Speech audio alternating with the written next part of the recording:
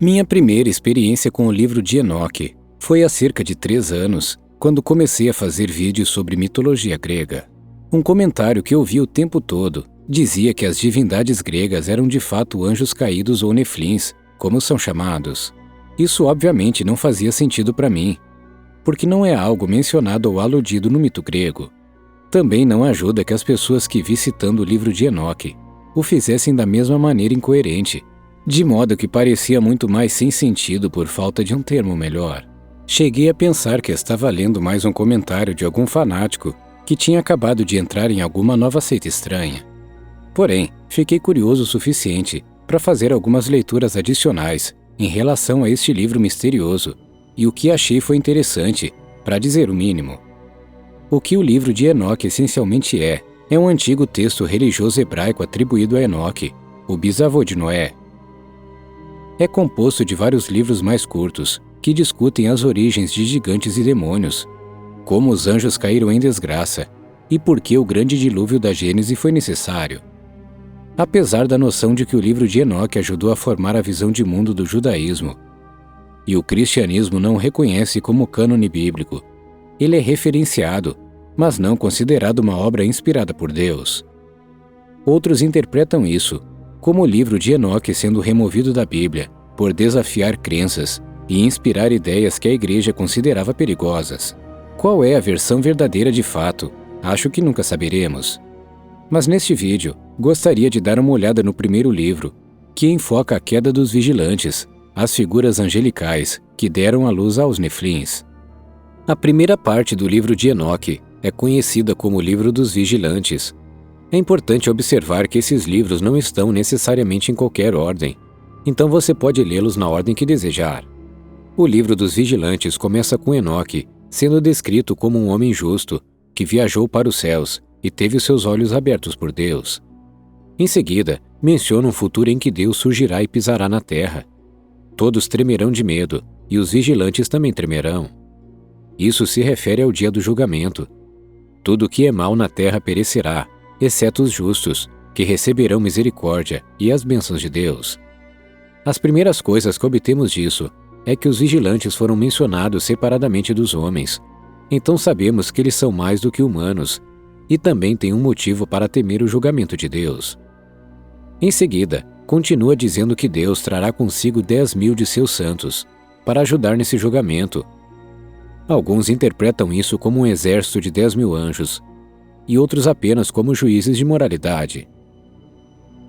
Os primeiros 5 capítulos discutem esse julgamento com mais detalhes, mas é no capítulo 6 que começamos a ouvir sobre a história dos vigilantes.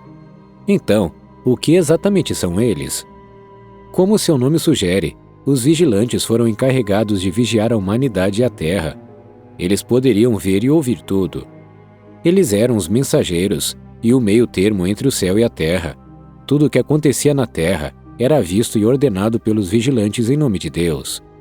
Dada essa descrição, não é razoável supor que os vigilantes devem ter sido anjos, mas eles não são descritos entre os anjos mais confiáveis de Deus. Enoque se refere a eles como anjos, e afirma que havia 200 vigilantes, com apenas seus líderes sendo nomeados.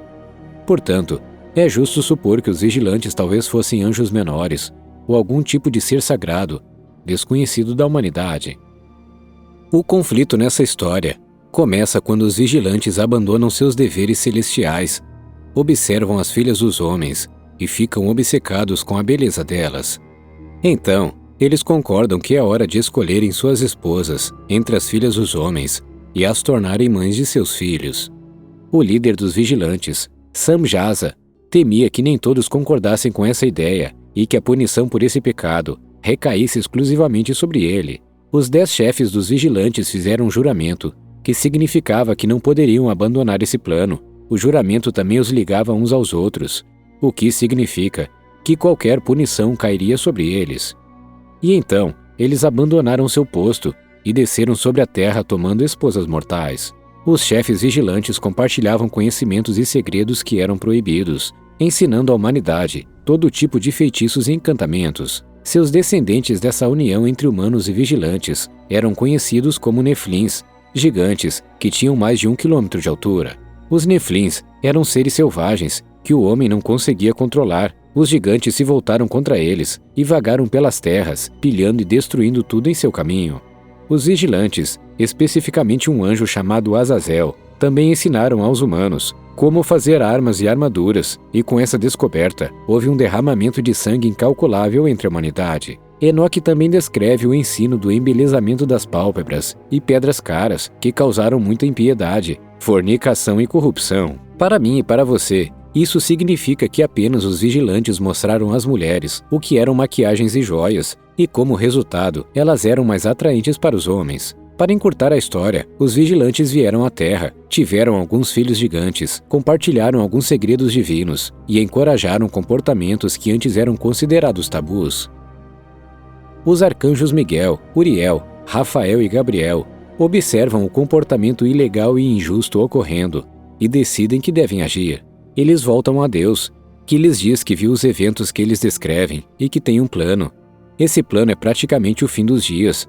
A única maneira de garantir que os Neflins não continuem a se reproduzir e varrer a humanidade da Terra é destruir tudo e começar de novo. Cada arcanjo recebe uma tarefa de suma importância.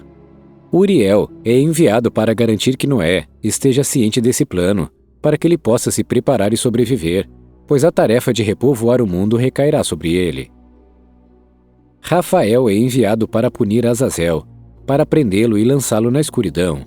Para ser específico, é solicitado que ele faça uma abertura no deserto, jogue Azazel lá dentro e o cubra com pedras irregulares para que ele nunca mais veja a luz, até o fim dos dias, onde ele será lançado no fogo, que curará a terra de todo o pecado e corrupção que Azazel causou pelos segredos e ensinamentos que ele revelou. Gabriel recebe a tarefa de destruir os filhos dos homens nascidos do pecado e os filhos dos vigilantes. Ele disse para fazer isso, incitando uma grande batalha entre os dois. Por fim, Miguel é instruído a amarrar o líder dos vigilantes Samjaza, junto com todos os outros vigilantes que se contaminaram em uniões com mortais. Eles seriam presos nos vales da terra por 70 gerações, até o dia de seu julgamento. O capítulo 12 em diante explica a participação de Enoque em tudo isso. Afirma que ele foi escondido dos filhos dos homens, que não tinham ideia do que havia acontecido com ele. Seu tempo fora foi gasto com os vigilantes e os santos. Agora era sua responsabilidade mediar entre os vigilantes e aqueles no céu. Quando Enoque conta aos vigilantes sobre o plano de Deus, eles imploram para que ele elabore uma petição, e tremendo de medo, eles buscam perdão por suas ações. Quando Enoque adormece e tem um sonho com a resposta de Deus, a petição é negada e os vigilantes não receberiam perdão, nem jamais subiriam ao céu novamente. A petição em nome de seus filhos também não seria atendida, eles teriam que assistir, enquanto os Neflins eram mortos bem na frente deles. Enoque continua a explicar seu sonho, descrevendo os palácios do céu e a razão que lhe foi dada sobre o motivo pela qual os vigilantes nunca receberão a redenção. Os vigilantes que foram abençoados para viver para a eternidade se contaminaram com o sangue e a carne de mulheres, filhas de homens, e cobiçando seu sangue e carne, e por fim se envolvendo amorosamente com elas. Os anjos não foram feitos para compartilhar esses desejos, e portanto, não precisavam de esposas. Os Neflins seriam considerados maus, porque nasceram de espíritos santos, mas também de homens, que nesse caso significa apenas mortais, uma união que não era esperada. Enoque então discute uma jornada pelo Sheol, um lugar escuro para onde vão os mortos, uma espécie de submundo. Neste abismo de fogo escuro, Uriel diz a ele que este lugar será prisão para os vigilantes que se rebelaram contra Deus e corromperam a humanidade. Esse é o destino deles, e nada que os vigilantes façam mudará esse destino. A história dos vigilantes e até o próprio nome aparecem várias vezes em outros textos, como o segundo livro de Enoque e o livro dos gigantes, uma das referências mais notáveis sendo em Gênesis, onde tem a mesma história, mas ao invés dos vigilantes, os anjos são apenas referidos como os filhos de Deus. Os filhos de Deus viram como as filhas dos homens se tornaram belas. Eles também as tomaram como esposas, porém desta vez, seus filhos foram celebrados como heróis e não demonizados como monstros. O restante do livro de Enoque menciona os arcanjos com mais detalhes e talvez os abordemos junto com os Nephilims em vídeos separados. Se você quiser ver, pode avisar nos comentários.